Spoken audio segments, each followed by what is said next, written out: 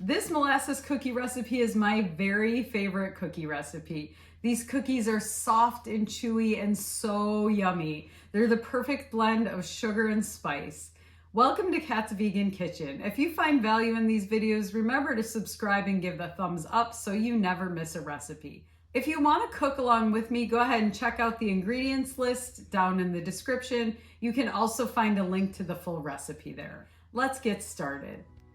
You're going to start by pouring 1 cup of sugar and 3/4 cup of vegetable shortening into a bowl. Then you're going to cream those together with a hand mixer.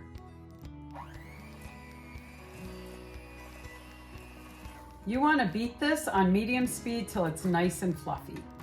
Once your sugar and shortening are blended together, it's time to add in your fake egg. I'm going to mix up a fake egg out of 2 tablespoons of arrowroot powder mixed with 3 tablespoons of water. I'm going to blend that up very well and add it to my sugar mixture. The original recipe called for 1 egg, so I'm replacing 1 egg. If you don't have arrowroot powder, you can always use a commercial egg replacer. I'm going to add in 1/4 cup of dark molasses, and I'm going to mix this mixture up again.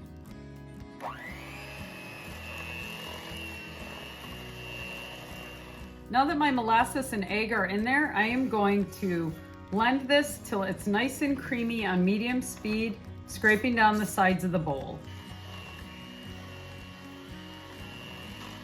Once that's nice and blended, I'm gonna set it off to the side and mix up my dry ingredients. I'm gonna start with 2 cups of flour. I'm gonna add in 2 teaspoons of baking soda, 1 teaspoon of cinnamon, 1/2 a teaspoon of cloves, 1/2 a teaspoon of ginger, and 1/2 a teaspoon of salt. You can mix or sift your dry ingredients until they're well blended. Once your dry ingredients are well mixed, you're going to add them a little bit at a time till your wet ingredients, and then you're going to blend them on medium speed till they're mixed well.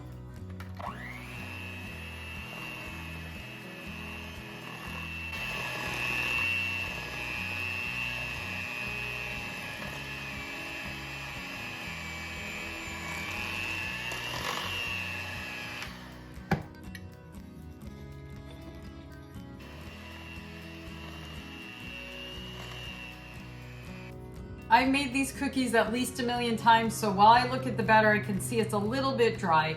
Because it's a vegan recipe, we want to be very careful and make sure the batter is nice and moist. I'm just going to add in about another teaspoon of water and continue blending. Once your batter is nice and mixed, what you want to do is cover your batter and you're going to chill it for about ½ an hour. This is the time when you want to turn on your oven and preheat it to 370 degrees. You may also want to grab a beater and lick it. My cookie dough has been chilled for about ½ an hour, and now I'm ready to roll my molasses cookies. I chilled it in the refrigerator for about ½ an hour. If you're pressed for time, you can always put it in the freezer for a little bit less time. I'm going to roll my molasses cookies into about 1-inch balls, and then I'm going to put them on a cookie sheet lined with parchment paper.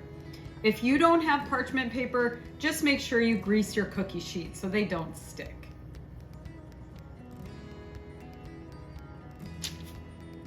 I got this recipe from my best friend's mom. Her name is Grace.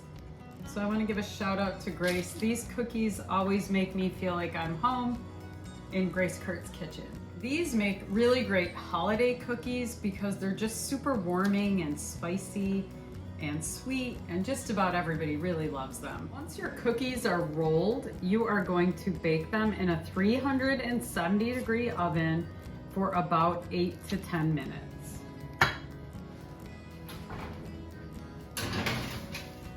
Ooh, look at those beauties. Have you ever seen a more beautiful cookie? I don't think so. I'm going to let them cool for just a minute or two before I move them to my cooling rack. Once they've sat for a minute or two, I'm going to move them to my cookie cooling rack, and I'm going to let them cool for 20 to 30 minutes.